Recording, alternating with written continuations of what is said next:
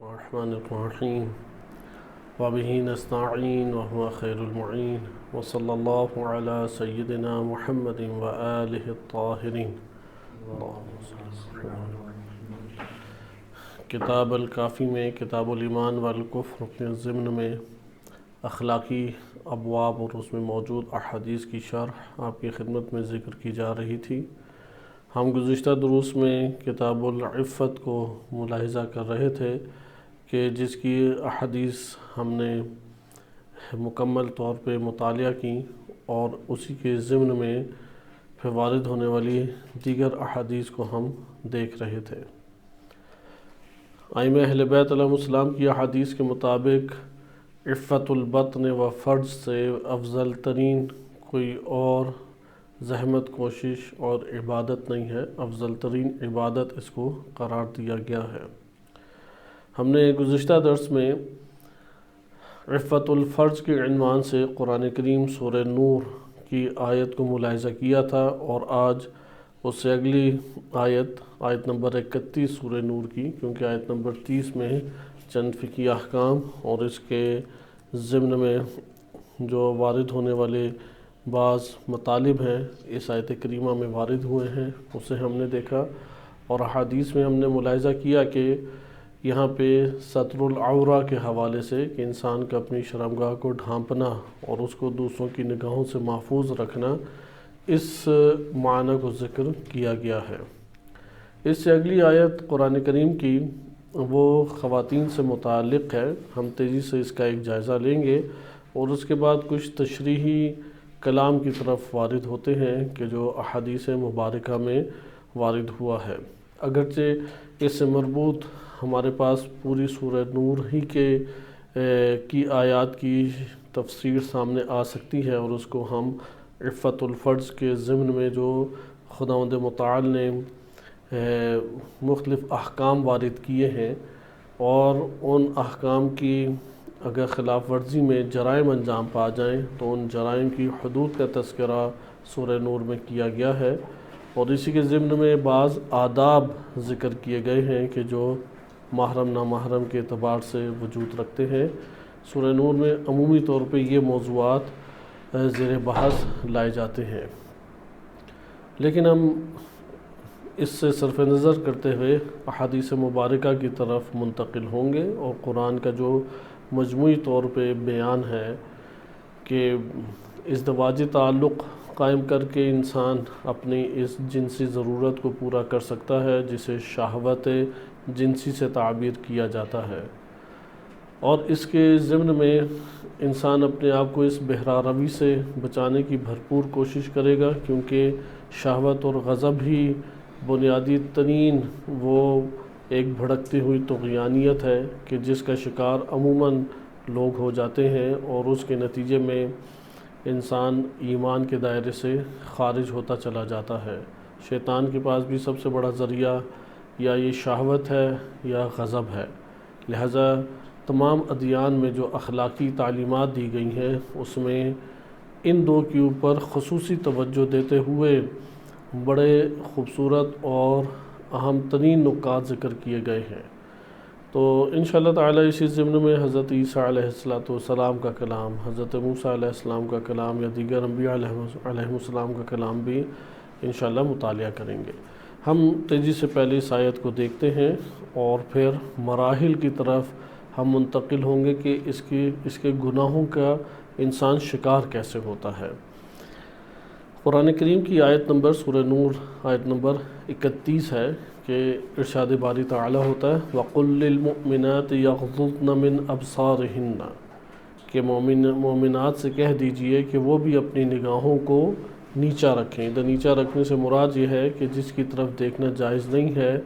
یا جس چیز کو دیکھنا جائز نہیں ہے اس سے اپنی نگاہوں کا تعلق توڑ دیں۔ لہذا تعلق توڑ دینا یہ اصل مد نظر ہے، اصل ہدف آیت کریمہ میں یہ پہلو ہے۔ وَإِلَّا ممکن ہے کہ کوئی انسان نگاہیں نیچی رکھے لیکن نیچی رکھتے ہوئے بھی وہ نامحرم کی طرف یا جن اشیاء کو نہیں دیکھنا چاہیے ان کا جائزہ لے رہا ہو۔ لہذا صرف نگاہیں خالی نیچی کرنا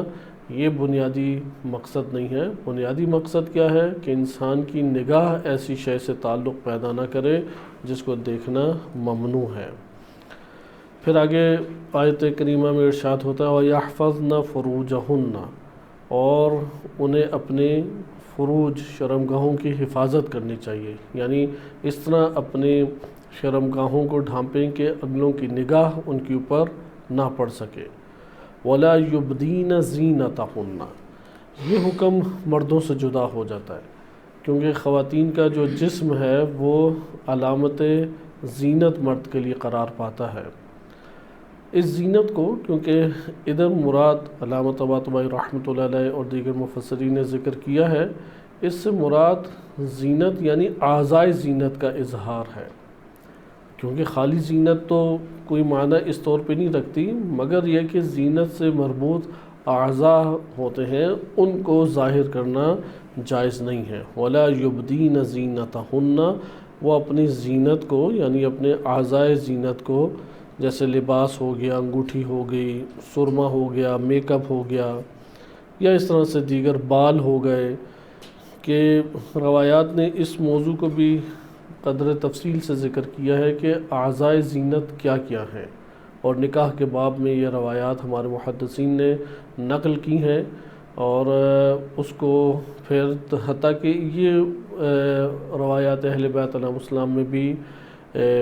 رہنمائی وارد ہوئی ہے کہ مثلا بال ہیں یا آنکھیں ہیں یا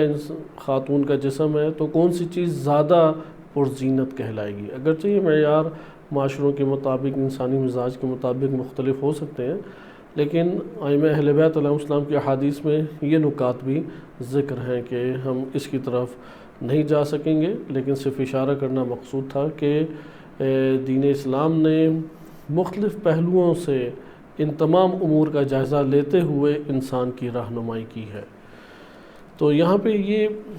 ذکر کیا گیا ہے کہ وَلَا يُبْدِينَ زِينَتَهُنَّ إِلَّا مَا ظَهَرَ مِنْهَا، ان میں سے جو ظاہر ہوتا ہے اس کے علاوہ وہ اپنی زینت کو نہیں ظاہر کریں گی، پوشیدہ رکھیں گی۔ اب جو ظاہر ان کی چیزیں ہوتی ہیں وہ کون کون سی چیزیں ہیں، جیسا کہ ہمارے ہاں احادیث میں وارد ہوا ہے کہ چہرہ اور ہاتھوں کا جو ظاہر ہے یہ چھپانا خاتون کی پر واجب نہیں، یعنی اس کے ضمن میں یہ والی بحث آ سکتی ہے۔ اب بعض اوقات انگوٹھی خاتون کے ہاتھ کو زیادہ جاذب کر دیتی ہے اور رغبت کا باعث بنتی ہے، وہاں پہ اسے چھپانا لازم ہو جائے گا، لیکن اعضاء کے اعتبار سے چہرے اور ہاتھوں کا ظاہر جو ہے اس کی اس شرط کے ساتھ چھوٹ دی گئی ہے کہ اس کو دیکھ کے کوئی نامحرم گناہ میں مبتلا نہ ہو۔ اگر خاتون کو یہ علم ہو کہ اس کے ذریعے سے کوئی نامحرم گناہ میں مبتلا ہوگا تو خاتون کے لیے شرعاً واجب ہے کہ وہ اپنے چہرے کو اس جگہ پر، اس مقام پر چھپائے، جیسا کہ فتاوی فقہا میں یہ بات ذکر ہے۔ پھر آگے بیان ہوتا ہے وَلْيَضْرِبْنَ بِخُمُرِهِنَّ عَلَى جُيُوبِهِنَّ، کہ وہ خمار جیسے پہلے بھی عرض کیا تھا کہ سر سے لے کے سینے کو ڈھانپنے کی حد تک ایک چادر نما ہوتی ہے، اس کو وہ اپنے گلے اور سینے کے اوپر وہ ڈالی رکھیں، یعنی یہ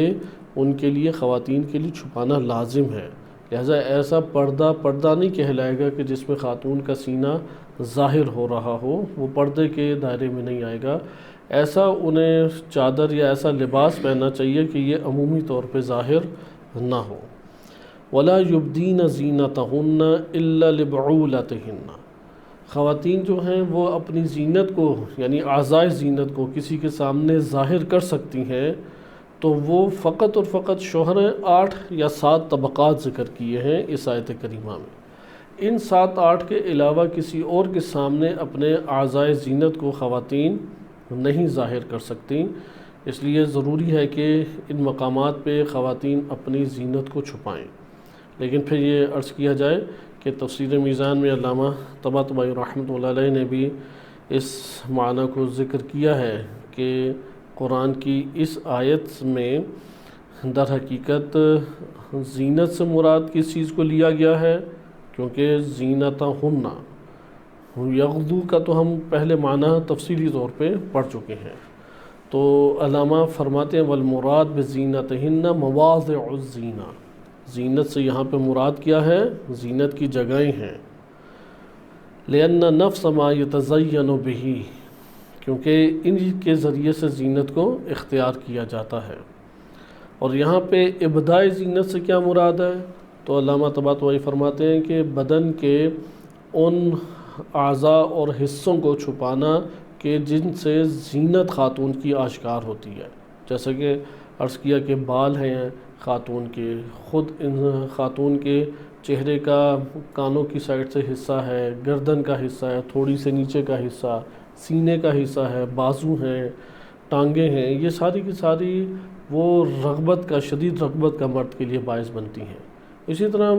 اور آج کے دور میں بہت ساری ایسی چیزیں ہیں کہ جس کو زینت کے عنوان سے شمار کیا جا سکتا ہے، اور یہ عمومی لفظ رکھا ہے قرآن نے، کیونکہ ممکن ہے کہ ایک جگہ پہ خاص انداز خاتون کا وہ زینت شمار ہوتا ہو، وہاں پہ نامحرم کے سامنے اس زینت کو خاتون آشکار نہیں کر سکتے۔ مثلا چلنے کا انداز ہے، گفتگو کا انداز ہے، کہ ابھی آیت نیچے تک آپ مطالعہ کریں تو یہ بات آپ کے سامنے آئے گی۔ اور حجاب کے تمام طور طریقے اس آیت کریمہ میں بیان کیے گئے ہیں، اور واجب حکم قرآن نے ذکر کیا ہے۔ یعنی خاتون ایسا نہیں کر سکتی کہ وہ مثلا اگر نقاب لیا ہو تو نقاب کے پیچھے سے جس کو جیسے مرضی دیکھنا چاہے تو دیکھتی رہے۔ نہیں، خاتون کے لیے بھی نگاہیں جھکانا یعنی نظر کو توڑنا نامحرم سے وہ واجب قرار دیا گیا ہے۔ اسی طریقے سے خواتین، حتیٰ کہ خواتین سے اپنی شرمگاہ کو چھپانا واجب قرار دیا گیا ہے۔ اسی طریقے سے زینت کے جو ان کے اعضاء شمار ہوتے ہیں یا طور طریقے شمار ہوتے ہیں، اگر ہم اس میں اس معنی کا اضافہ کر دیں کہ جو طور طریقے ان کے مختلف شمار ہوتے ہیں، مثلا چال ڈھال ہے، گفتگو کا انداز ہے، یا مختلف طرح کی جسمانی حرکات ہیں، یا مختلف انداز بنانا ہے، یہ بھی زینت کا ایک اور رغبت کا ایک پیغام پہنچاتے ہیں۔ تو ان سب کو زینت سے تعبیر کیا جائے گا۔ لہٰذا اگر اس زینت سے کچھ مستثنیٰ ہے تو علامہ طباطبائی رحمۃ اللہ علیہ نے 3 چیزیں بیان کی ہیں، البتہ 2 چیزیں تو متفق ہیں، جیسا کہ فتاویٰ میں ذکر ہے، ما ظہر منہا، یعنی وہ تمام زینت کو چھپائیں گی سوائے اس کے کہ جو ظاہر ہو۔ اب وہ جو ظاہر ہو وہ کیا ہے؟ تو علامہ رحمۃ اللہ علیہ اس آیت کریمہ کے ضمن میں بیان فرماتے ہیں ان المراد بما ظہر منہا الوجہ والکفان والقدمان، کہ چہرہ ہے اور یہ جو ظاہری ہتھیلی ہے اور 2 قدم ہیں۔ اب قدموں کے حوالے سے ظاہری قدم کو چھپانا خاتون کا وہ فتاویٰ کی روشنی میں شرعاً واجب ہے۔ بہرحال یہاں پہ قدم جو ہیں علامہ طباطبائی رحمۃ اللہ علیہ نے ذکر کیا ہے اور بیان کیا کہ ما سیجیء انشاءاللہ کہ آگے اس کا بیان آئے گا۔ پھر اگلے حصے کی تفسیر کرتے ہوئے بیان فرماتے ہیں وَلْيَضْرِبْنَ بِخُمُرِهِنَّ عَلَى جُيُوبِهِنَّ، خمر کہتے ہیں جمع خمار ہے، اور یہ خاتون کا اپنے سر کو اپنے سینے تک ڈھانپنے کا نام ہے۔ ایسے سکارف یا چادر کہ جس سے خاتون سر سے لے کے سینے تک اپنے آپ کو ڈھانپ لے، اور جیوب سے مراد کہ جیسا کہ واضح ہے سینے کے حصے کو جیوب کہتے ہیں، جیوبہن، کیونکہ آیت کریمہ میں ہے کہ وَلْيَضْرِبْنَ بِخُمُرِهِنَّ، یعنی اپنے خمر کو ڈھانپے رکھیں۔ یضربنا مارنے کے معنی میں نہیں، ادھر مارنے سے مراد ہے کہ گرائے رکھنا، یعنی چادر کو گرائے رکھنا۔ کس کے اوپر گرائے رکھنا؟ علی جیوبہن، اپنی جیوب پہ۔ جیب عربی کا لفظ ہے جو اردو میں بھی آیا ہے، لیکن ادھر جیب سے مراد گریبان ہے، گریبان کا حصہ ہے۔ اور اسی کے بارے میں روایات بھی ہیں کہ خاتون کا یہ گریبان چاک کرنا کسی کے غم میں وہ شرعاً یعنی جائز نہیں ہے، سوائے یہ ائمہ اہل بیت علیہم السلام کے لیے ماتم جائز قرار دیا گیا ہے۔ علی جیوبہن، کہ یہ جیوب جو ہیں یعنی اپنے سینے کا حصہ، اس کے اوپر چادر کو، خمر کو ڈھانپے رکھیں۔ اور آگے ذکر کیا ہے وَلَا يُبْدِينَ زِينَتَهُنَّ، اور اسی طریقے سے علامہ پھر آگے ذکر کرتے ہیں کہ ان کو اپنے اس یعنی جب وہ حجاب لیں تو حجاب لیتے ہوئے بعض اوقات خواتین سمجھتی ہیں یا ایک عمومی معاشرے میں سوچ پائی جاتی ہے صرف بالوں کو چھپا لیا جائے یا سر پہ تھوڑا سا دوپٹہ ڈال دیا جائے، تو یہاں پہ اس تفکر کو غلط ثابت کرتے ہوئے ذکر کیا گیا ہے کہ نہیں، سر کو ڈھانپنا، گردن کا ڈھانپنا اور سینے کا حصہ پورا ڈھانپنا، یعنی سینہ نمایاں نہ ہو۔ مراد یہ نہیں ہے کہ صرف اس کے اوپر کپڑا ہو، یعنی ڈھانپا ہوا ہو، نمایاں نہ ہو، نہ معلوم ہو رہا ہو۔ تو اس طریقے سے یہ حجاب کا حکم ہے۔ پھر آگے ہے کہ یہ جو زینت ہے، یعنی جیسے بال وغیرہ ہیں یا سینے کا ظاہر کرنا ہے، بازوؤں کا ظاہر کرنا ہے، ٹانگیں وغیرہ ہیں، یہ کسی کے سامنے خاتون نہیں ظاہر کر سکتی سوائے چند طبقات کے، اور ان طبقات میں بھی شہوانی عناصر کے ساتھ صرف شوہر کے لیے جائز ہے۔ اگر خدشہ خاتون کو ہو کہ ان محارم میں سے بھی کوئی اس طرح کے انداز سے جو وہ اپنے اعضائے زینت کو نہیں چھپا رہی، کسی کے وجود کے اندر شہوانی غریزہ بھڑک سکتا ہے، وہاں پہ خاتون پر واجب ہے کہ وہ بچائے اپنے آپ کو، اور مردوں پر بھی اگرچہ محرم ہیں لیکن اگر انہیں خدشہ ہے کہ اس انداز کو جو خاتون نے اپنایا ہوا ہے اس کی محرم خاتون ہے لیکن اس سے اس کے وجود میں شہوانی غریزے وہ فعال اور ایکٹیو اور متحرک ہو رہے ہیں، تو اس کے لیے شرعاً واجب ہے کہ وہ اپنی نگاہیں چھپائے، وہ اپنا تعلق تھوڑا دور کرے وہاں پہ۔ لہٰذا یہ سارے کے سارے امور کس شرط کے ساتھ ہیں؟ سوائے میاں بیوی کے درمیان، کیونکہ میاں بیوی واحد اللہ تعالیٰ نے ایک تعلق رکھا ہے جس میں جنسی غریزے کو پورا کر سکتا ہے، یعنی شوہر جنسی غریزے کے تحت فقط اور فقط اپنی زوجہ کو دیکھ سکتا ہے، اور زوجہ جنسی غریزے کے تحت فقط اور فقط اپنے شوہر کو دیکھ سکتی ہے۔ اس کے علاوہ جنسی غریزے کے بغیر پھر یہ محرم نامحرم کی تقسیم ہے۔ جنسی غریزے کے ہمراہ کی کوئی تقسیم اصلاً باقی نہیں ہے سوائے زوج اور زوجہ کے، شوہر اور اس کی زوجہ کے۔ لیکن یہ ہم اگر قید ہٹا دیں، یعنی اس مسئلے کو ایک طرف رکھ دیں، چونکہ یہ بہت واضح چیز ہے کہ شہوت کے ہمراہ وہ فقط اور فقط شوہر اور زوجہ وہ ایک دوسرے سے تعلق قائم کر سکتی ہیں یا اس نگاہ سے دیکھ سکتی ہیں۔ اچھا، اس کو ہٹائیں تو پھر محرم نامحرم کی ایک تقسیم آتی ہے کہ جس میں بعض خاتون، مثلا اگر کوئی شہوت کا شکار نہیں ہو رہا تب بھی خاتون کے لیے اعضائے زینت کو عیاں کرنا جائز نہیں ہے۔ مثلا دکاندار کے پاس ایک خاتون تھوڑی ایجڈ ہے، وہ چیزیں لینے جاتی ہے، بالوں کی رعایت نہیں کرتی، ہاتھوں کی رعایت نہیں کرتی، تھوڑے بازو بھی نظر آ رہے ہیں، شرعاً اس کے لیے خاتون کے لیے جائز نہیں ہے، اگرچہ کوئی گناہ کا شکار نہیں ہو رہا، اس کی جو صورت ہے یا جو اس کے ایج کا تقاضا ہے نہیں اس کا کوئی اس کی طرف مائل ہو رہا ہے، لیکن اس کے باوجود اس کے لیے جائز نہیں ہے۔ مثلا 10 سال کی 11 سال کی بچی ہے، ممکن ہے کہ اس کی طرف کوئی خاص توجہ نہ دے، لیکن اس کے لیے شرعاً جائز نہیں ہے کہ وہ اپنے اعضاء کو ظاہر کرے۔ لہذا اعضاء کو شہوت کے ہمراہ اگر ظاہر ہو، یعنی شہوت اس کا سبب بن رہا ہو ظاہر کرنے کا، پھر تو محارم کے لیے بھی جائز نہیں ہے کہ اسے دیکھیں سوائے زوج اور زوجہ کے۔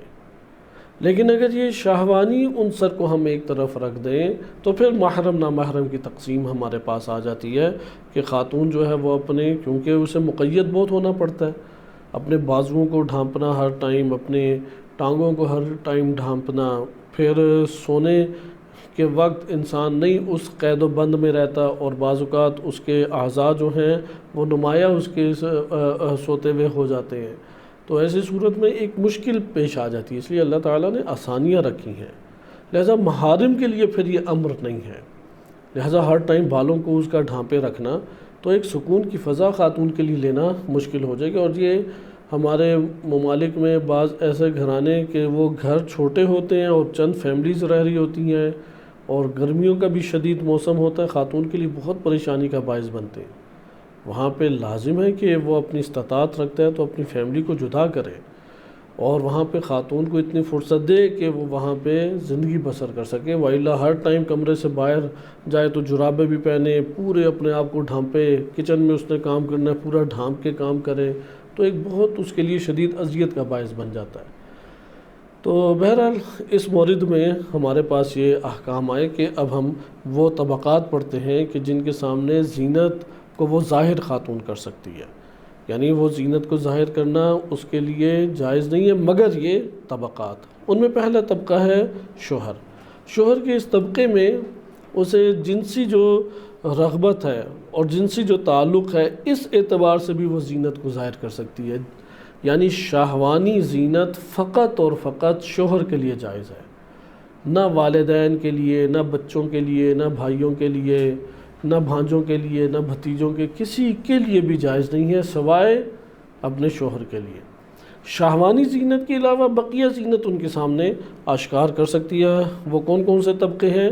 بس لبعولاتہن، پہلا طبقہ تو شوہر ہو گیا اور اس کے لیے شہوانی زینت بھی ظاہر کر سکتی ہے۔ او آبائہن، یہ اپنے والدین کے لیے زینت ظاہر کر سکتی ہے۔ او آباء بعولاتہن، اپنے شوہر کے والدین، چونکہ انسان کی جب شادی ہوتی ہے تو سسر اس کی زوجہ کے لیے دائمی طور پہ محرم بن جاتا ہے، کبھی اس سے نکاح نہیں ہو سکتا، اور ساس جو ہے وہ دائمی طور پہ شوہر کے لیے محرم بن جاتی ہے، کبھی نکاح نہیں ہوتا۔ ماں باپ نہیں بنتے، یہ ہمارے معاشرے میں ایک غلط تفکر ہے کہ وہ شاید ماں باپ کا درجہ رکھنے لگ جاتے ہیں یا ماں باپ بن جاتے ہیں، وہ نہ خاتون ماں باپ سمجھتی ہے اور نہ شوہر ماں باپ کا درجہ اسے دے سکتا ہے، نہیں، البتہ یہ محرم نامحرم کے حوالے سے یہ ہے کہ وہ ہمیشہ کے لیے محرم بن جاتے ہیں، یعنی ساس سسر کے لیے۔ او آباء بعولاتہن، یعنی شوہر کے جو آبا ہیں۔ او ابنائہن، اپنے بچوں کے سامنے زینت ظاہر کر سکتی ہے۔ او ابناء بعولاتہن، یا شوہروں کے بچوں سے بھی، کیونکہ بعض اوقات ایسا ہوتا ہے کہ مرد کی دوسری زوجہ سے شوہر ہوتے ہیں، دوسرے شوہر سے بچے ہوتے ہیں۔ اگر خاتون کا جو شوہر ہے اس کی دوسری خاتون سے بچے موجود ہیں تو اگر آپس میں اس شوہر اور زوجہ کے درمیان قربت اور مباشرت کا رشتہ طے ہو گیا، یعنی یہ انجام پا گیا، تو پھر تو یہ اس کے لیے کبھی بھی نکاح نہیں کر سکتے جو شوہر کے دوسری خاتون سے بچے ہیں۔ تو ان کی طرف یہ اشارہ ہے کہ شوہر کے بچوں کی طرف۔ او اخوانہن، اپنے بھائی، ان کے سامنے بھی زینت ظاہر کر سکتی ہے۔ او بنی اخوانہن، یا اپنے بھائیوں کے بچے یعنی بھتیجوں کے سامنے بھی زینت ظاہر کر سکتی ہے۔ وبنی اخواتہن، یا اپنی بہن کے بچے یعنی بھانجوں کے سامنے بھی زینت ظاہر کر سکتی ہے۔ او نسائہن، یا خواتین، دیگر خواتین کے سامنے بھی زینت ظاہر کر سکتی ہے۔ او ما ملکت ایمانہن، یا وہ جو اس کی کنیزیں ہیں، اس کے ماتحت ہیں، ان کے سامنے بھی ملکیت میں ہیں، ان کے سامنے بھی زینت ظاہر کر سکتے ہیں۔ او التابعین غیر اولی الاربۃ من الرجال او الطفل الذین لم یظہروا علی عورات النساء،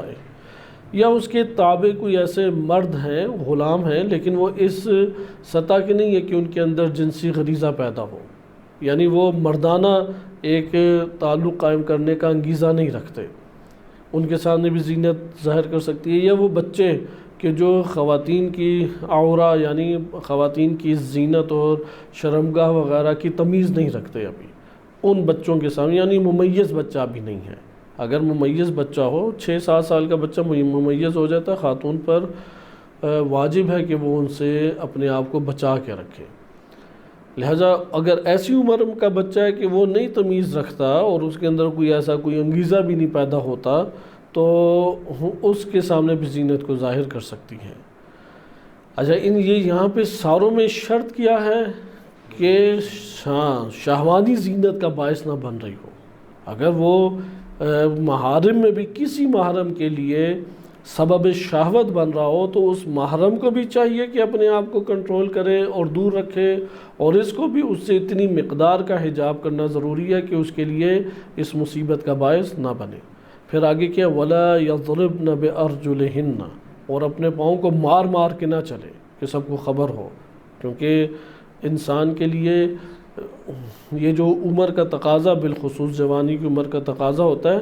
اگر اس کو خود یہ احساس ہو کہ میرے آگے پیچھے کہیں پہ خاتون ہے تو اس احساس ہی کے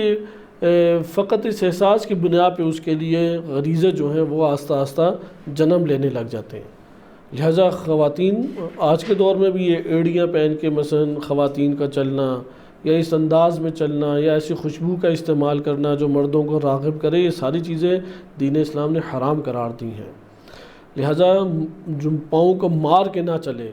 لِيُعْلَمَ مَا يُخْفِينَ مِن زِينَتِهِنَّ، تاکہ معلوم ہو جائے کہ انہوں نے کیا زینت میں چھپایا ہوا ہے، مثلا پاؤں میں کچھ پہنا ہوا ہے یا ان کے بدن میں کچھ ایسی چیز پہنی ہوئی ہے کہ جس سے مردوں کو پتہ لگ جائے کہ یہ اپنے آپ کو مزین کر کے خاتون باہر آئی ہے۔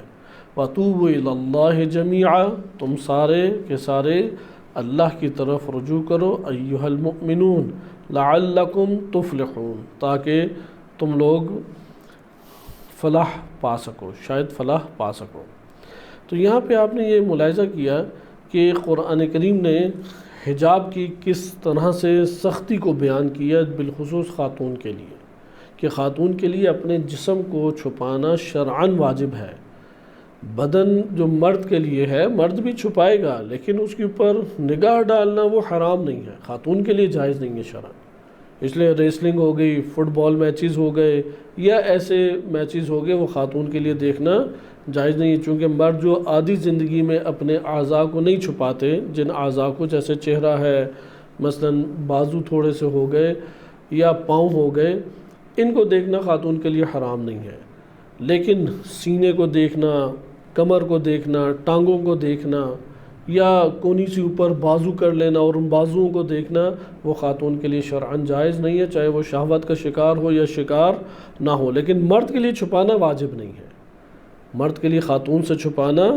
واجب نہیں ہے اپنے ان اعضاء کو، لیکن خاتون کے لیے چھپانا بھی واجب ہے اپنے آپ کو۔ اس لیے اگر خاتون کو مثلا یہ پتہ ہو کہ میں اس گلی سے یا اس بازار سے گزری تو کوئی میرے چہرے یا میرے وجود سے یعنی جو ظاہر زینت ہوئی ہوئی ہے اس سے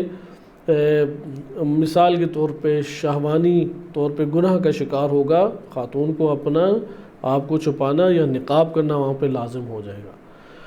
تو یہ آپ کے پاس فقہی احکام تھے جو آیت کریمہ نے ذکر کیے۔ دین اسلام نے ان چیزوں کو جتنا محدود پیمانے پہ معاشرے کے اندر ظاہر کرنے کے لیے رکھا،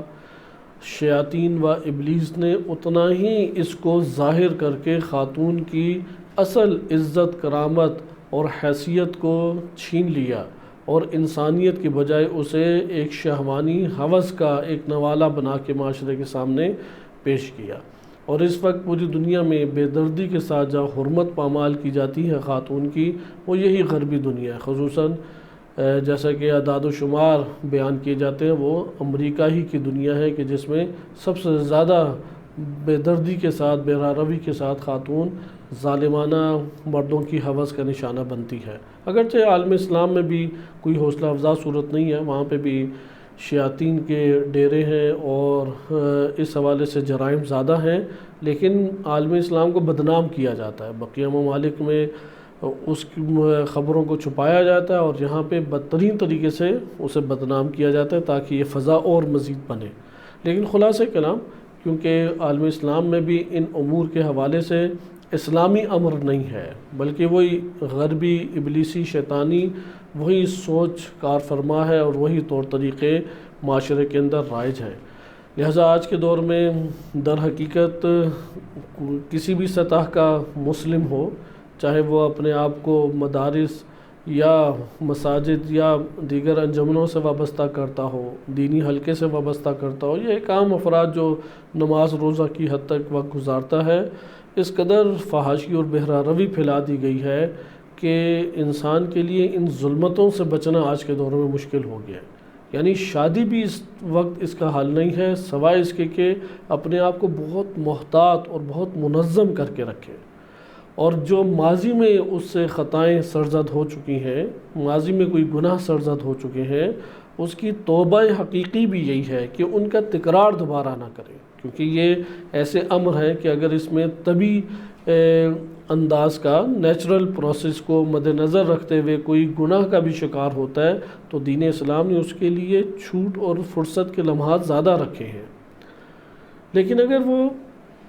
غیر طبی طور پہ اس کا شکار ہونے لگ جاتا ہے، مثلا اگر غیر شادی شدہ انسان زنا کا شکار ہوتا ہے تو اس کے لیے قتل سزا نہیں ہے، مثلا 100 کوڑے ہیں یا اس طرح سے کوڑوں کا عدد ہے جو قاضی تمام کی تمام صورتحال کو مد نظر رکھتے ہوئے شریعت کے قوانین کے تحت معین کرے گا۔ لیکن اگر شادی شدہ مرد یا زن وہ گرفتار ہوتا ہے اس بھیانک ترین عمل میں اور گواہ اور شاہد پورے ہو جاتے یعنی فرد جرم عائد ہو جاتی ہے، یہاں پہ اس کی سزا قتل ہے۔ اور اس کے اندر مبتلا افراد ہر دور میں صرف عوامی طبقہ نہیں رہا، خواص بھی اس طبقے میں شکار رہے ہیں۔ اور پاکستان یا ہمارے دیگر ممالک میں تو یہ بہرہ روی دین کے نام پہ کثرت سے پائی جاتی ہے۔ تو اس میں بنیادی امر یہی ہے کہ اس کا علاج کیا ہے، یہی حجاب۔ علاج جو قرآن کریم نے بیان کیا کہ انشاءاللہ بھی ہم اسی کی طرف اب منتقل ہو رہے ہیں، چونکہ قرآن کی دیگر آیات بھی ان موضوعات کے اوپر ہیں، لیکن انشاءاللہ اس کو کسی اور مرحلے میں ہم ملاحظہ کریں گے، کیونکہ قرآن کے جتنے موضوعات بنتے تھے ان موضوعات کے اوپر ہم نے سرسری بحث کر لی، لیکن اس کی تفصیلی مباحث تمام آیات کو جمع کرتے ہوئے اور دیگر جو احکام ہیں اس کو کسی اور فرصت کے لمحات میں دیکھیں گے۔ لیکن یہاں پہ علاج کی طرف آئیں، کیونکہ اصل تو انسان جو اغوا ہوتا ہے وہ چند اصول کفر ہیں، اخلاقی بیماریاں جنہیں اصول کفر کہا گیا ہے، اور ان میں سے ایک شہوت ہے اور ایک غضب ہے۔ شہوات کی دنیا میں بھی 2 شہوات وہ بالاتر ہیں، عمومی اگر افراد کی بات کی جائے، ان میں ایک شہوت انسان کی جنسی شہوت ہے اور ایک شہوت شکم ہے۔ انہی 2 کا انسان سب سے زیادہ شکار ہوتا ہے۔ اچھی غذاؤں اور اچھے گھر اور نرم بستر اور بہترین کمرے اور وسیع عریض مکان، اس کی خواہش انسان کو تڑپاتی ہے، اس لیے وہ منصب، عہدے، تجارت اور ان سب امور کو انجام دیتا ہے تاکہ یہ وسعت حاصل کر سکے اس دنیا کی۔ اور پھر جب وہ دیکھتا ہے کہ حلال طریقہ اس کے لیے نہیں رہا تو آہستہ آہستہ اس کے نفس کی یہی حرص اور لالچ وہ اس کو در حقیقت ایک جہنم میں وارد کر دیتا ہے۔ دوسرا ہمارے پاس یہی امر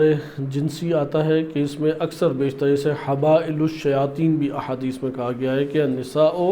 حبائل الشیطان، شیطان کی رسیاں ہیں کہ شیطان نے جس کو ذلیل و خوار کر کے اس کی ناک زمین پہ رگڑ کے گھسیٹنا ہو، اسی رسی کو استعمال کرتا ہے اور مومن کی گردن کے اوپر وہ شدت سے پہلا وار یہ کرتا ہے۔ وہ مومن جو شیطان سے کامیابی سے ٹکرا رہا ہو تو وہ آہستہ آہستہ اپنے پھندے بدلتا ہے، وہ شکار کرتا ہے مومن کو۔ شکار کے لیے یہ شکاری شیطان جو اپنا سب سے قوی ہتھیار پھینکتا ہے وہ یہی ہے۔ اس سے بھی قوی ہتھیار ہیں، جیسے ہوس اقتدار کی ہوس اس کے اندر بھڑکا دیتا ہے، وظیفے اور ذمہ داریوں کے نام پہ مختلف بہانے ذہن میں لاتا ہے۔ اس سے بھی بڑھ کر شیطان کا پھندا ہے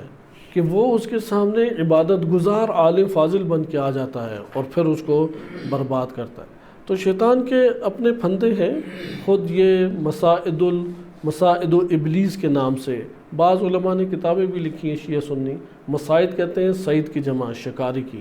یعنی وہ پھندے، صرف اس میں ان پھندوں کا تذکرہ ہے جو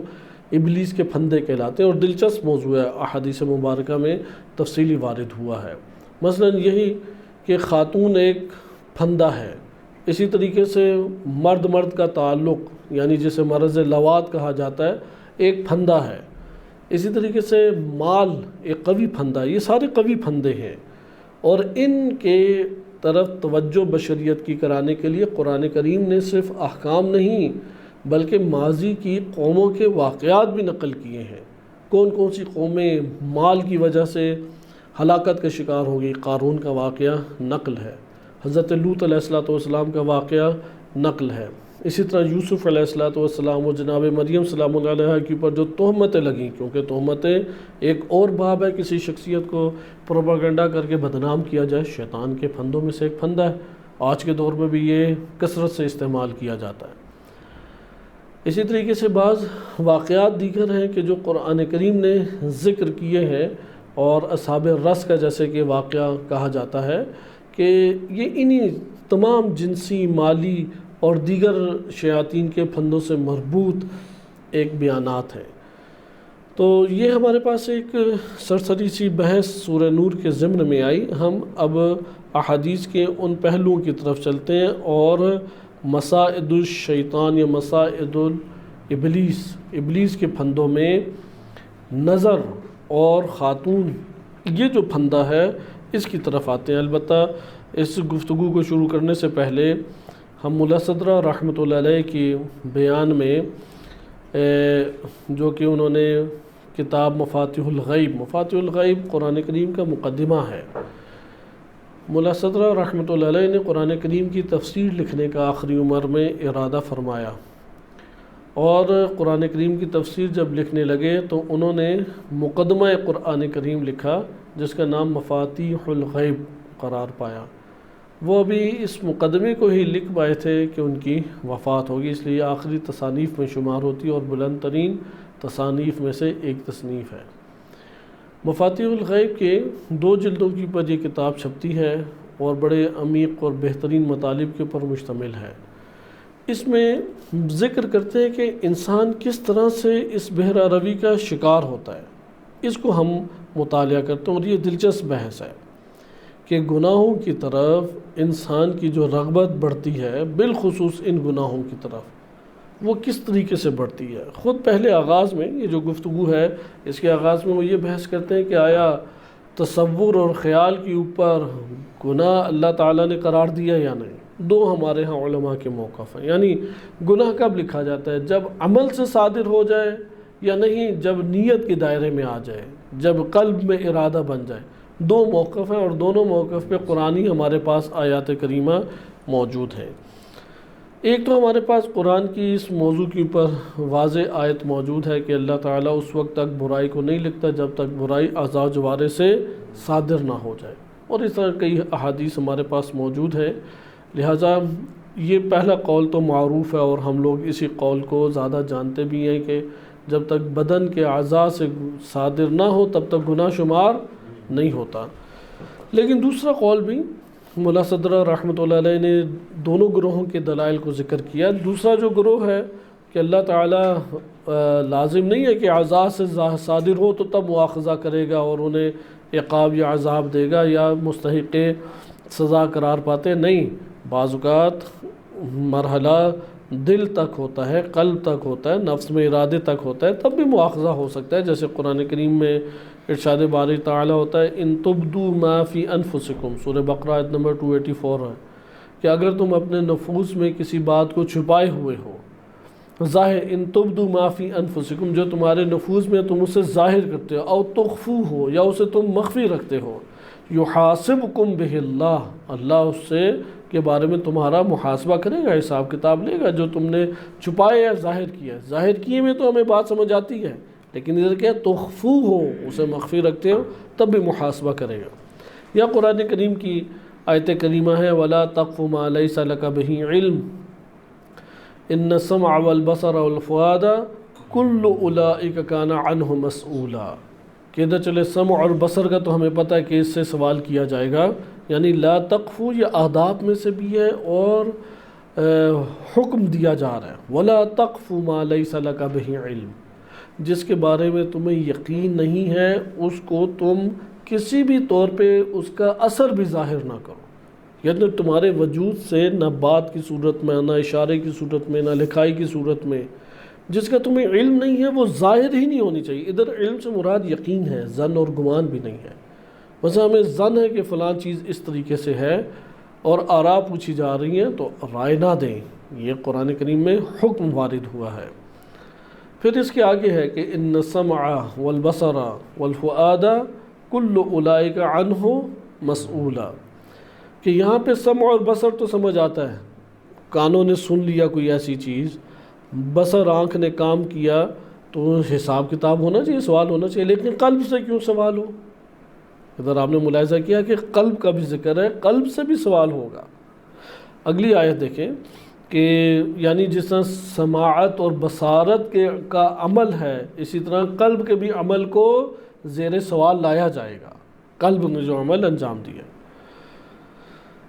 اس طرح قرآن کریم نے ذکر کیا ہے کہ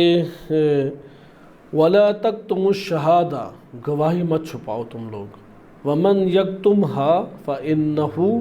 آثم قلبه، جس نے گواہی کو چھپایا اس کے قلب نے گناہ کیا۔ ادھر تو اس کے جسم نے گناہ نہیں کیا، لیکن ہم جانتے ہیں کہ گواہی چھپانا شرعاً جائز نہیں ہے۔ یا قرآن کریم کی یہ آیت ہے لا یؤاخذکم اللہ باللغو فی ایمانکم ولکن یؤاخذکم بما کسبت قلوبکم۔ اللہ سبحانہ وتعالی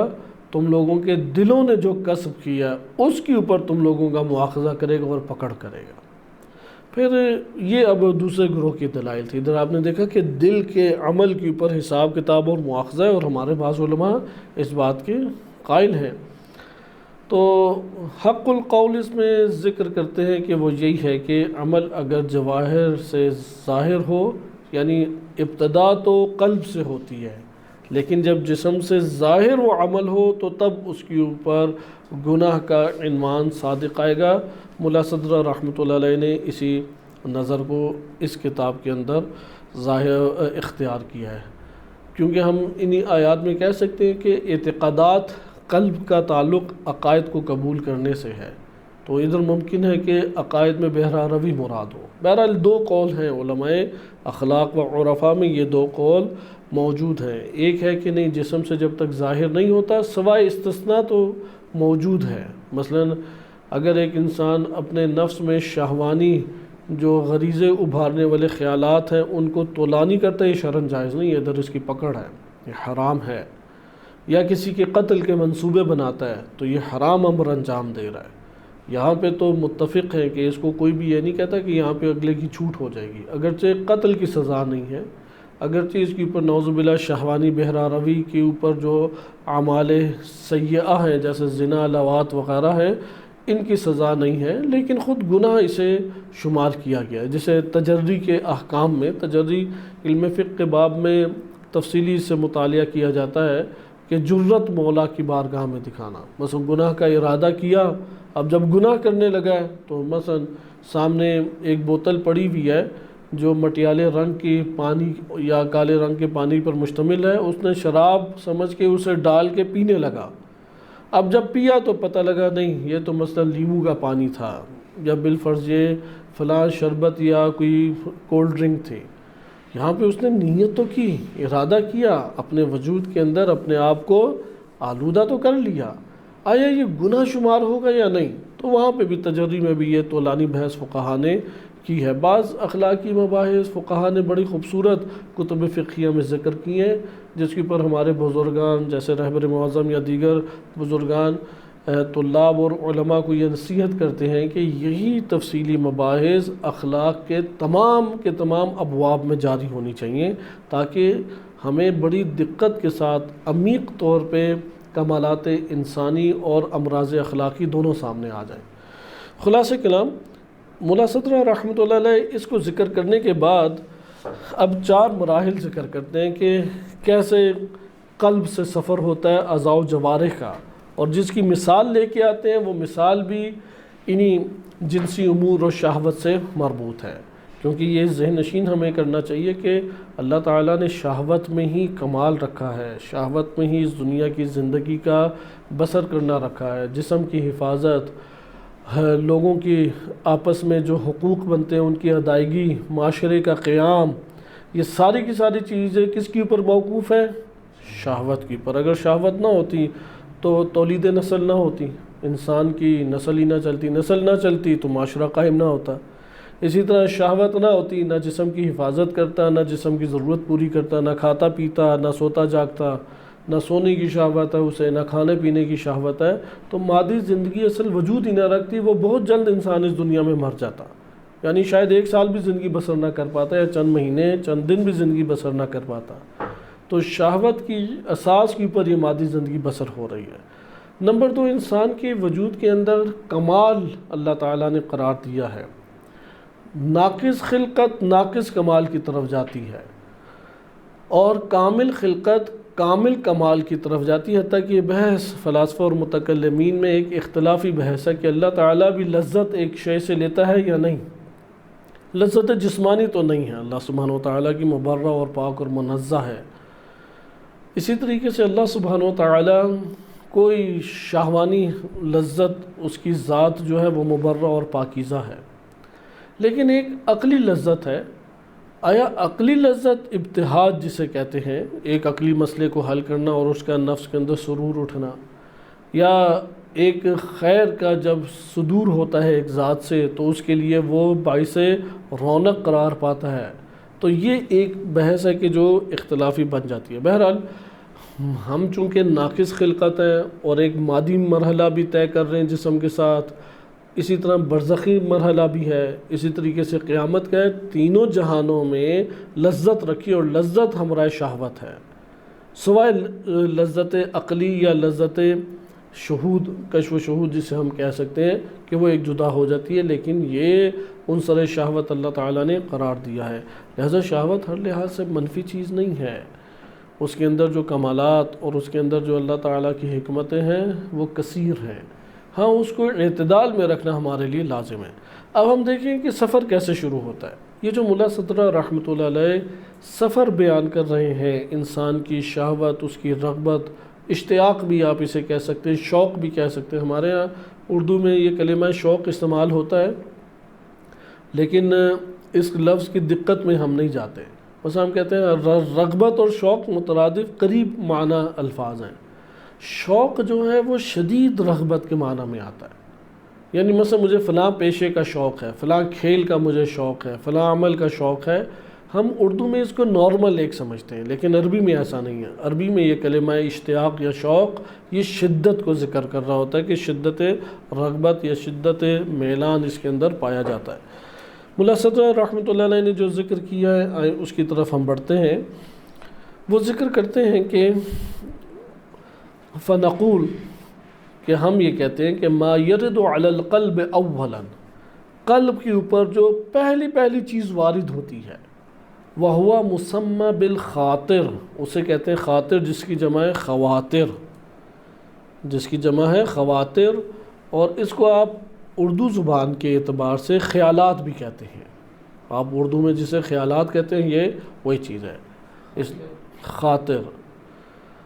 اور خواطر۔ وَهُوَ صُورَةٌ عِلْمِيَّةٌ، یہ ایک علمی صورت ہے۔ كَمَا لَوْ خَطَرَ لَهُ مَثْلًا صُورَةً امْرَأَةً،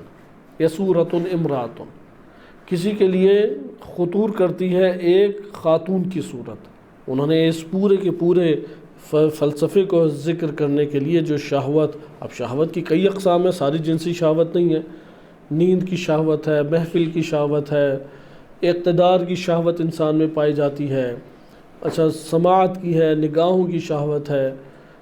شکم کی شہوت، مختلف ہیں شہوات، لیکن انہوں نے مثال ایک ایسی دی ہے کہ انسان اس سے جلد سمجھ سکتا ہے، اور ہمارے لیے یہاں پر ہی وہ مراحل بھی آشکار ہو جاتے ہیں، اور ان مراحل کا فہم حاصل کر کے اپنے آپ کو بھی ان گناہوں سے بچانے کی کوشش کر سکتے ہیں،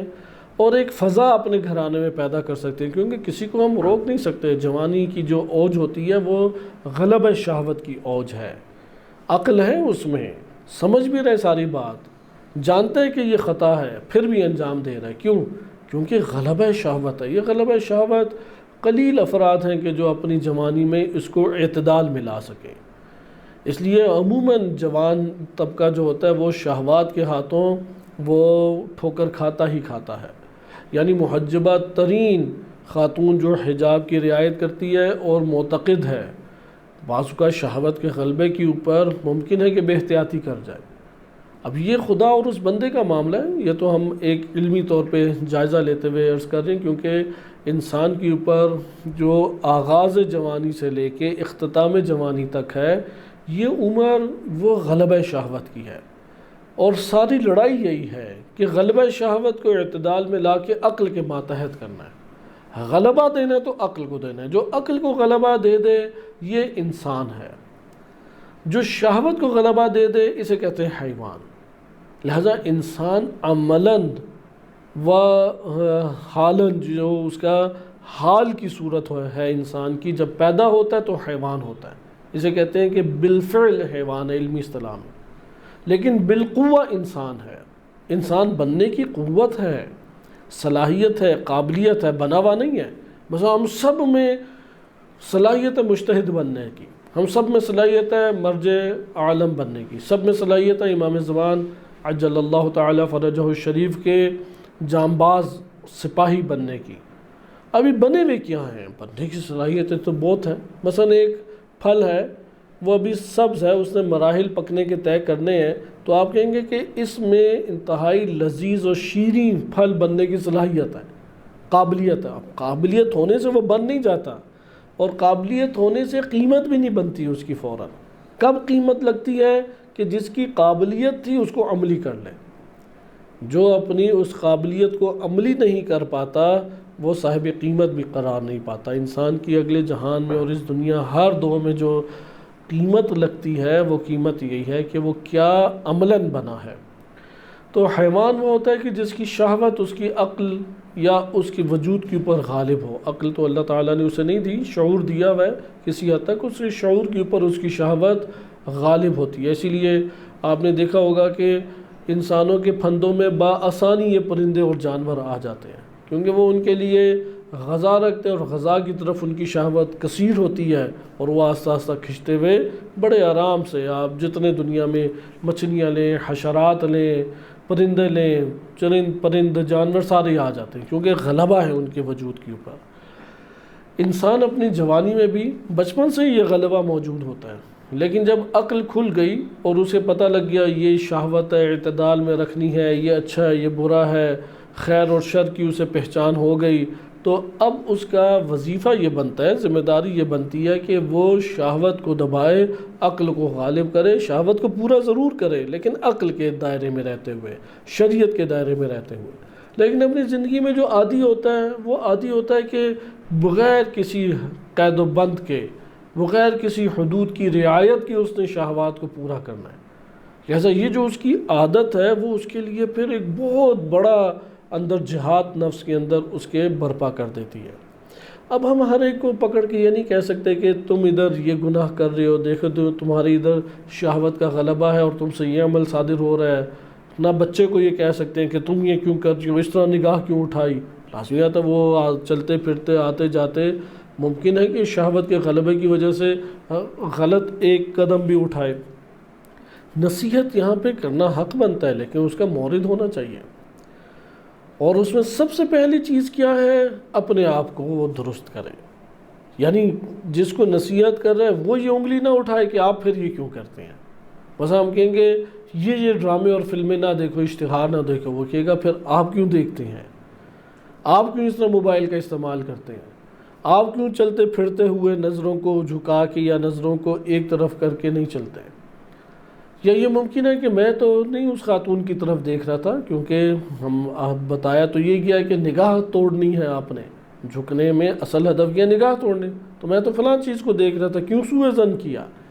اس لیے ہمیں حسن ظن نہیں رکھنا ہے کہ اگر کوئی ممکن ہے کہ ایک چہرے کا کسی کا چہرہ کسی خاتون کی طرف ہو، اور یہ ہمارے ساتھ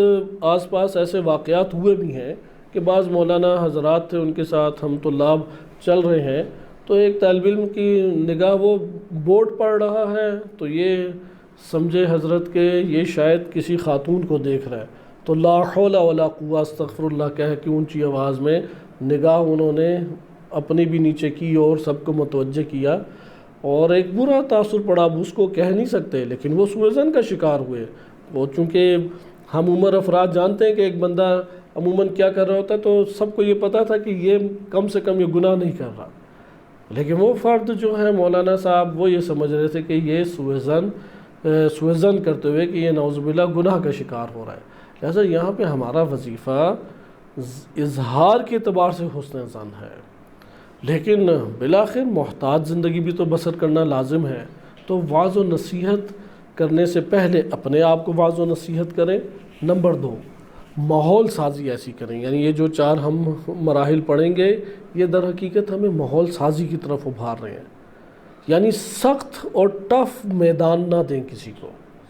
یعنی اگر کوئی مزین ترین خاتون بن سنور کے آئی ہے، اس سے آزادانہ باتیں اپنے عزیز اقربا یا آپ کے ماتحت جو افراد ہیں ان کو یہ موقع نہ دیں کہ اس سے وہ گھل مل سکے۔ رکاوٹیں ایسی ایجاد کی ہوں، ایسے ماحول بنایا ہوا ہو۔ تو ماحول بنانا نمبر 2 عقل مندی ہے۔ اول تو یہی ہے کہ خود عمل کریں، اس کی بہت گہری تاثیر ہے۔ تمام ہمارے وعظ و نصیحت اور لمبے لمبے درس و تدریس سے اور مختلف افراد کو عالم کے سامنے بٹھا کے نصیحت کروانے سے 1000 گنا گہری تاثیر خود اس کے درمیان بعمل زندگی بسر کرنا ہے۔ یہ سیرت انبیاء علیہ السلام رہی ہے کہ قبل اس کے کہ معاشرے میں ان کے جرائم کی طرف اشارہ کر کے انہیں نصیحت کریں، خود سب سے پہلے اپنی پاکیزگی کے عنوان سے ان کے اوپر یہ تعارف اپنا پاکیزگی کا کرایا ہے عمل کے ذریعے سے۔ دوسری چیز کیا ہے اس میں؟ دوسرا اہم ترین پہلو ہے کہ انہی معلومات کے ذریعے سے فضا بنائیں۔ اب جب ہم فضا بنائیں گے تو ایسے واقعات بعض اوقات ہو جاتے ہیں، جیسے کزن ہے، وہ کوئی ایسی فضا بن جاتی ہے کہ 2 افراد آپس میں جوان ہے باتیں کر رہے ہیں، فوراً سب کے سامنے نہ ٹوکیں۔ ایسے کئی واقعات دیکھنے کو آس پاس ہمیں فیملیز میں مل جاتے ہیں، اسی ٹائم انہوں نے ٹوک دیا اور پھر ایک شدید آپس میں کھچاؤ خاندانوں اور فیملیز کے درمیان ہوا۔ حالانکہ یہ جو ایک منظر ایجاد ہو رہا ہے، کیا پتہ وہ خاتون جب بھی آتی جاتی رہتی ہو اسے بہت سارے ایسے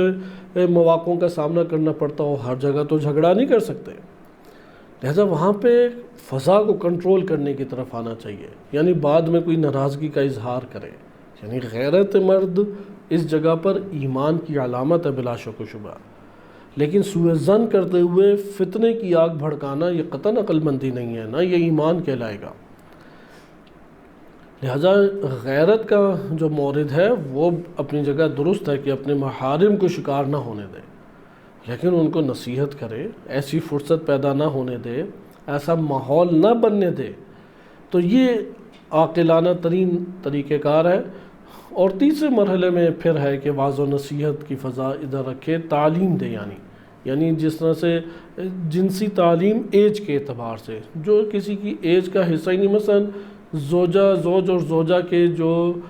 قربت اور مباشرت کے مسائل ہیں، وہ جس نے ابھی شادی نہیں کی اور اندیشہ بھی نہیں ہے کہ 3-4 سال میں کوئی اس کی شادی ہو جائے گی،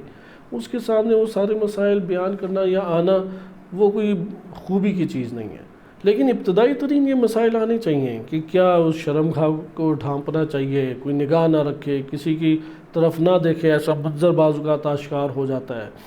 اسی طرح جنسی غریزے کن کن چیزوں کی وجہ سے بھڑک اٹھتے ہیں، کیسے یہ جنسی واردات شیطان انسان کے وجود کے اندر ایک ہجانی انداز میں بھڑکانے میں کامیاب ہو جاتا ہے، یہ ساری کی ساری معلومات وہ ابتدائی درجے سے ہی ہونی چاہیے، کیونکہ اس سے تو وہ اپنے نفس کے اندر لڑ رہا ہے انسان۔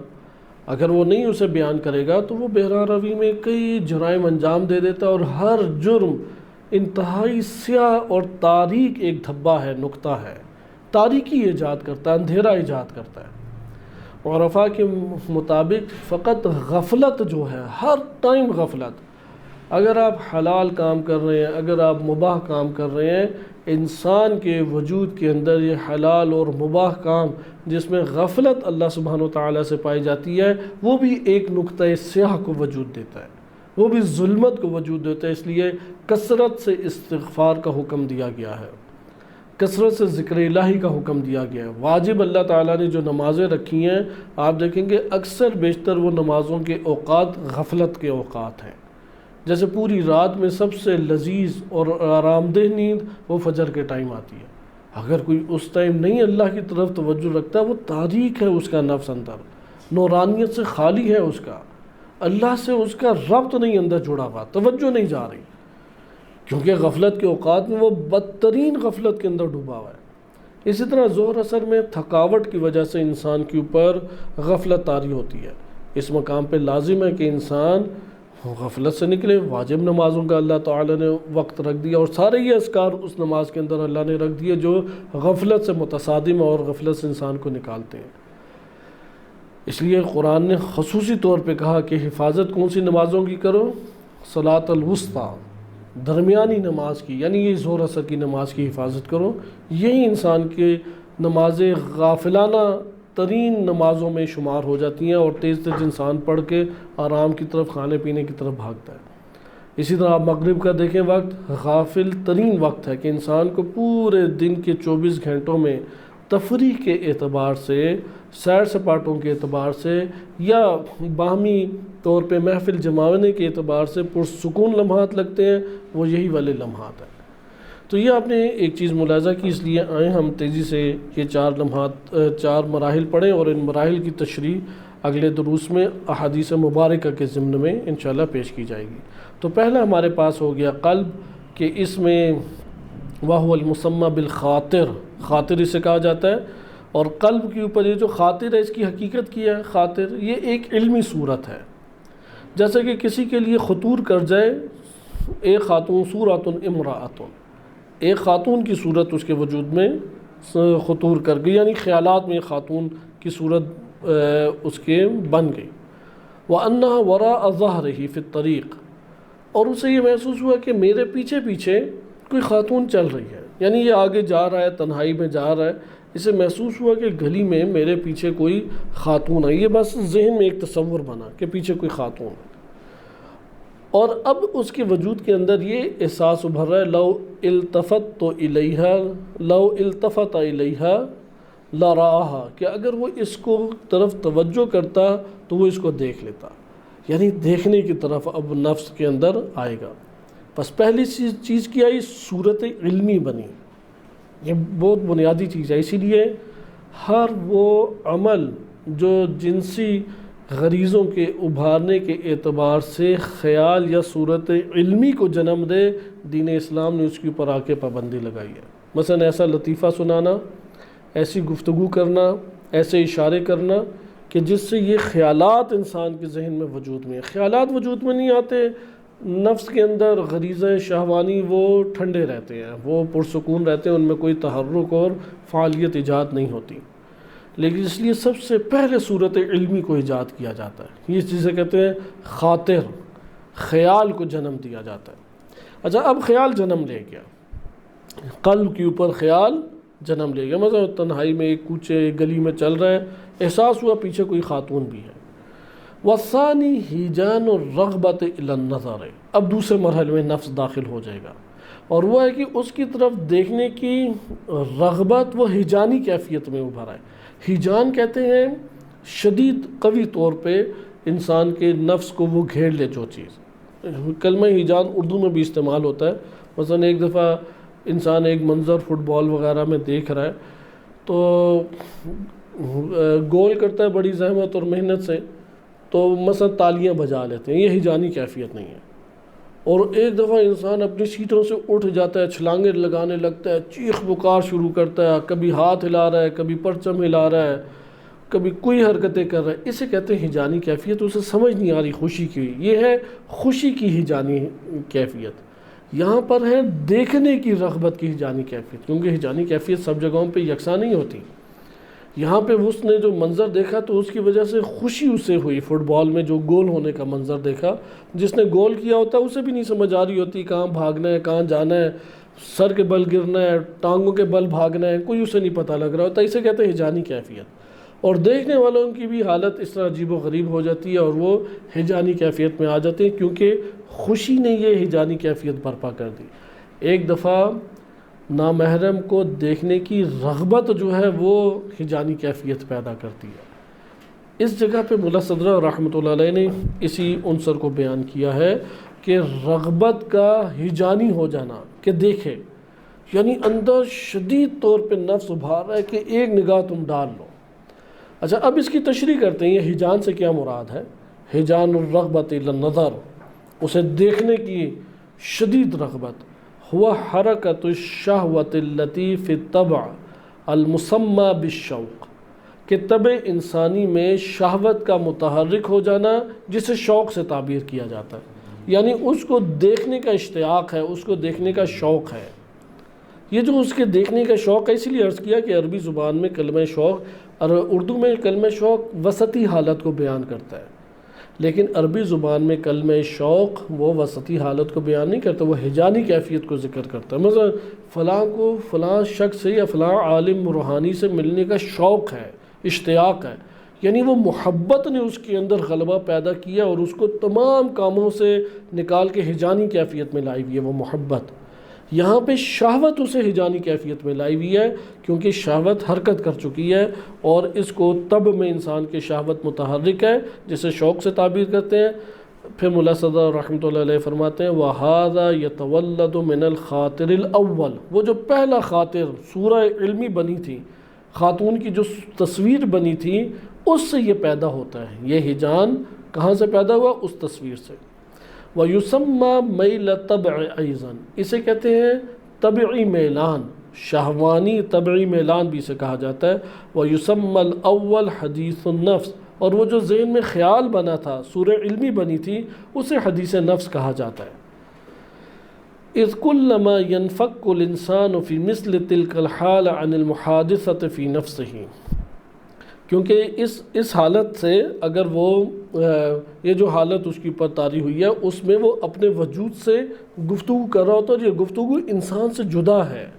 اس گفتگو، اس حالت میں انسان اپنے آپ کو جدا رکھتا ہے، اور یہ جو خیال ہے، اور اس خیال میں وہ تصویر ہے، اور تصویر بات کر رہی ہے، انگیزہ ابھار رہی ہے، راغب کر رہی ہے، یہ ایک الگ چیز انسان اسے شمار کرتا ہے، اور اس کو اپنے آپ سے گفتگو شمار کر رہا ہوتا ہے۔ حدیث النفس کے اوپر انشاءاللہ ہم آگے بھی اس کو مطالعہ کریں گے۔ تو یہاں پہ آپ نے ملاحظہ کیا کہ یہ دوسرا مرحلہ ہے،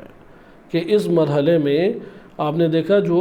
پہلے مرحلے سے شروع ہوا تھا، یعنی قلب کے اوپر خاطرات کا آنا، قلب کے اوپر خاطرات کے آنے کو حدیث النفس بھی کہتے ہیں، یہ رغبت ایجاد کرتا ہے۔ جو تیسرا پہلو ہے وہ یہ ہے کہ اب قلب حکم لگا رہا ہے کہ تمہیں چاہیے کہ اسے انجام دو، اور تم اس کی اوپر نظر کرو، یعنی خاتون کے چہرے کو اور اس کے وجود کو، اس کے جسم کو، اس کی حرکات کو تم مشاہدہ کرو۔ قلب کو بار بار یہ حکم دے رہا ہے۔ اور یہاں پہ فَإِنَّ الطَّبْعَ إِذَا مَالَ، جب یہ انسانی طبیعت مائل ہو جاتی ہے، لم تنبعث الہمت والنیت ما لم تندفع الصوارف، تو تب تک انسان کی ہمت اور نیت اس کو ترک کرنے کی نہیں بنتی، جب تک کوئی ایسا معنی نہ آ جائے کہ جو اس کو اس سے ہٹائے۔ اس کو جب تک اس سے نہیں ہٹائے گا، وہ شے اس سے ہٹے گی بھی نہیں۔ مثال کے طور پہ اب حکم کیا دے رہا ہے قلب؟ طب کی اساس کے اوپر، کیونکہ طب انسانی بڑی قوت کے ساتھ انسان کو ابھارتی ہے، کہ اس خاتون کی حرکات سکنات کو دیکھو، مثلا سائے کو دیکھو، دائیں چل رہی ہے، بائیں چل رہی ہے، چہرے کی طرف دیکھو، ممکن تمہاری طرف وہ رغبت رکھ رہی ہو، تم بھی اس کے لیے کوئی اشارہ یا اس طرح سے کوئی ایک عمل انجام دے دو۔ انسان کی یہ باتیں اب اندر ہوتی چلی جا رہی ہیں۔ اسی میں وہ دیکھتا ہے کہ یار کیا پتہ کہ یہ چیز میری آشکار ہو جائے، حیا درمیان میں رکاوٹ بن رہی ہے۔ اب اگر وہ پردہ حیا لے آئے تو اس جگہ پہ یہ اسے موڑ دے گی، قلب کے حکم کے اوپر عمل کرنے نہیں دے گی۔ وہ کہے گی سر جھکا کہ تم چلے جاؤ، اگر تم نے دیکھ لیا تو مثلا اللہ کا حکم بھی ٹھکراؤ گے، کیا پتہ کہ وہ جاننے والی نکلے، کیا پتہ کہ فلاں بندہ تمہیں دیکھ رہا ہو، یا اندر شرم محسوس کر رہا ہے، بس حیا محسوس کر رہا ہے، کیونکہ طبعاً انسان شہوانی غریزوں اور شہوانی چیزوں پہ ایک حیا کو وسیع پیمانے پہ احساس کرتا ہے۔ حیا رکاوٹ بن سکتی ہے، خوف رکاوٹ بن سکتا ہے کہ اگر میں نے توجہ کی تو کیا پتہ کہ کوئی مجھے دیکھ لے، کیا پتہ اس کو وہ اچھا نہ سمجھے، کیا پتہ میں پکڑا جاؤں کہ میں اس کی طرف راغب ہوں۔ مختلف طرح کے خوف انسان میں وجود میں آ سکتے ہیں۔ لہذا جب تک کوئی ایسا نہیں آئے گی رکاوٹ، تب تک حکم قلب اس کے ابھار کے اس کی طرف متوجہ کرتا رہے گا۔ تو اب پھر انہوں نے ذکر کیا کہ حکم عقل کی وجہ سے بعض اوقات انسان جو ہے وہ حکم عقل کی وجہ سے بھی یہ رکاوٹیں درمیان میں لے آتا ہے۔ اچھا، اس میں پھر ہمارے پاس ایک چوتھی حالت آتی ہے، کیونکہ ٹائم زیادہ ہو گیا، انشاءاللہ اگلے درس میں اس کو ہم مطالعہ کریں گے۔ چوتھا یہ ہوتا ہے کہ وہ پھر توجہ رکھتے ہوئے بھرپور عزم کر بیٹھتا ہے کہ میں اس کو انجام حتماً و حتماً دوں گا۔ یہاں پر جب وہ عزم کر بیٹھتا ہے تو اس جگہ پہ جو آغاز میں اس کی خاطرہ ابھرا تھا اور بات چیت اس کے نفس نے کی تھی، وہ پھر انجام دینے کی طرف آ جاتا ہے، اور اس چوتھے مرحلے کے بعد انسان کے جسم اور اعضاء و جوارح سے ایک عمل صادر ہوتا ہے، کہ اس کو انشاءاللہ اگلے درس میں مطالعہ کریں گے۔ صلی اللہ علیہ سیدنا محمد و آلہ طاہرین۔